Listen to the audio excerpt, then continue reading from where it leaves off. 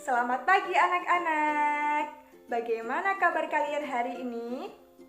Alhamdulillah, luar biasa, Allahu Akbar. Seperti biasanya, sebelum kita mengawali pembelajaran pada hari ini, alangkah sebaiknya kita berdoa terlebih dahulu. Berdoa mulai.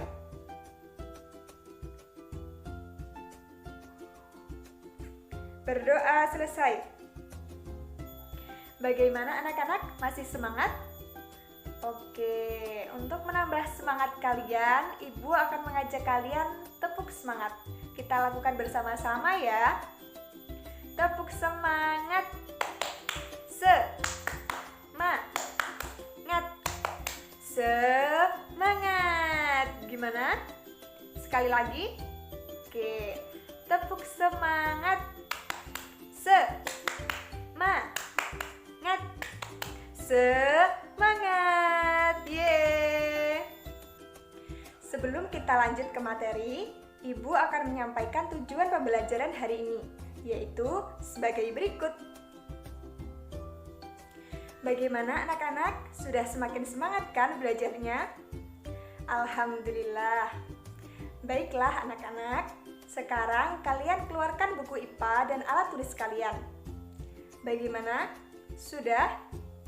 Oke, pembelajaran hari ini kita sampai di bab 2 pertemuan ketiga. Anak-anak sudah tahu hari ini kita akan belajar tentang apa? Tidak tahu? Oke, sekarang kalian buka buku kalian halaman 20. Coba dilihat, hari ini kita akan belajar apa? Ya, benar sekali. Hari ini kita akan belajar tentang cara hewan berkembang biak. Baiklah, selanjutnya coba kalian amati gambar di halaman 20. Bagaimana pendapat kalian mengenai gambar tersebut? Apakah gambar tersebut berhubungan dengan materi yang kita bahas hari ini? Untuk mengetahuinya, kita harus tahu bagaimana cara hewan berkembang biak. Sekarang Ibu mau bertanya, apakah kalian sudah tahu berkembang biak itu apa? Dan apa sih tujuan berkembang biak? Ya, benar sekali. Berkembang biak adalah menghasilkan individu sejenis yang sesuai dengan induknya. Dan tujuannya yaitu untuk melestarikan keturunannya. Berdasarkan perkembangbiakannya, hewan terbagi menjadi 2 golongan, yaitu hewan yang berkembang biak secara vegetatif dan secara generatif.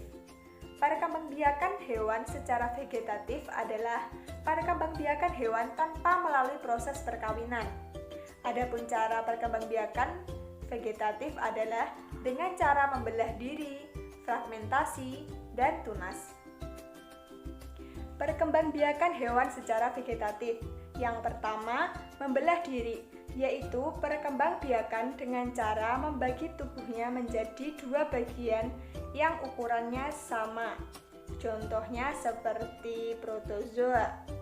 Yang kedua, fragmentasi, yaitu perkembangbiakan hewan dengan cara melepaskan bagian anggota tubuhnya untuk dijadikan individu baru.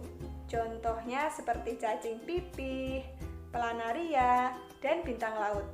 Yang ketiga adalah bertunas. Tunas merupakan anak yang muncul dari bagian tubuh induk pada bagian samping. Setelah tunas itu tumbuh dewasa, maka akan memisahkan diri dari induknya. Contohnya seperti anemon laut dan hydra. Selanjutnya adalah perkembangbiakan secara generatif. Adalah perkembangbiakan hewan melalui proses perkawinan. Perkawinan ini ditandai dengan adanya fertilisasi atau pembuahan. Perkembangbiakan hewan secara generatif terbagi menjadi 3 cara, yaitu ovipar, vivipar, dan ovovivipar. Perkembangbiakan hewan secara generatif. Pertama, ovipar. Ovipar berasal dari kata ovum, yang artinya telur. Kelompok hewan yang bertelur adalah burung, ikan, serangga, dan amfibi. Contohnya seperti burung, cicak, katak, ikan, ikan, ayam, dan serangga. Hewan yang berkembang biak dengan cara bertelur, pembuahannya terbagi menjadi dua cara, yaitu pembuahan di dalam dan pembuahan di luar. Yang melakukan pembuahan di luar, contohnya ikan mas dan katak. Ciri dari hewan ovipar adalah tidak memiliki kelenjar susu dan tidak menyusui anaknya. Namun ada hewan ovipar yang memiliki kelenjar susu dan menyusui anaknya. Contohnya seperti platypus. Kedua, vivipar atau melahirkan. Ciri-ciri hewan ini yang pertama, janin tumbuh di rahim di dalam tubuh induk.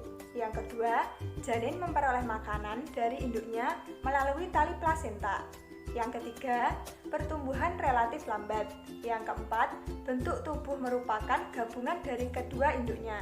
Yang kelima, umumnya memiliki daun telinga. Yang keenam, memiliki kelenjar susu. Dan yang terakhir, berambut. Hewan yang termasuk vivipar adalah mamalia. Mamalia darat contohnya seperti singa, kuda, kambing, gajah, dan lain-lain. Sedangkan mamalia air yang berkembang biak dengan cara melahirkan contohnya pesut, lumba-lumba, dan paus. Yang ketiga adalah ovovivipar, merupakan hewan yang bertelur melahirkan.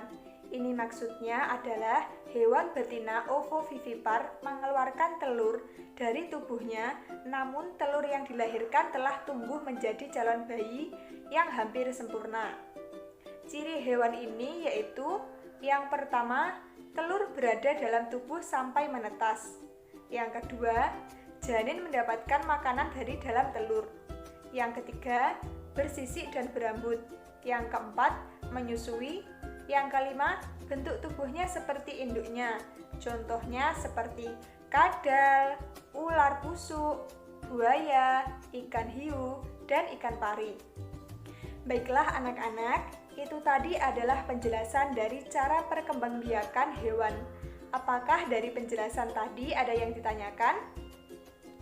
Jika tidak ada, untuk mengetahui pemahaman kalian tentang materi hari ini, silahkan kalian siapkan alat tulis kalian dan kalian kerjakan soal berikut ini. Apakah sudah selesai anak-anak? Alhamdulillah. Semoga dengan latihan soal tadi dapat menambah pemahaman kalian tentang cara perkembangbiakan hewan. Jadi, kesimpulan materi pada hari ini adalah perkembangbiakan hewan terbagi menjadi dua golongan, yaitu vegetatif dan generatif. Vegetatif adalah perkembangbiakan hewan tanpa melalui proses perkawinan. Perkembangbiakan hewan secara vegetatif yaitu membelah diri, fragmentasi, dan bertunas. Sedangkan perkembangbiakan hewan secara generatif adalah perkembangbiakan hewan melalui proses perkawinan. Perkembangbiakan hewan secara generatif yaitu ovipar, vivipar, dan ovovivipar. Baiklah, mungkin cukup untuk materi hari ini. Semoga materi yang Ibu sampaikan dapat bermanfaat bagi kita semua. Ibu akhiri, wassalamualaikum warahmatullahi wabarakatuh.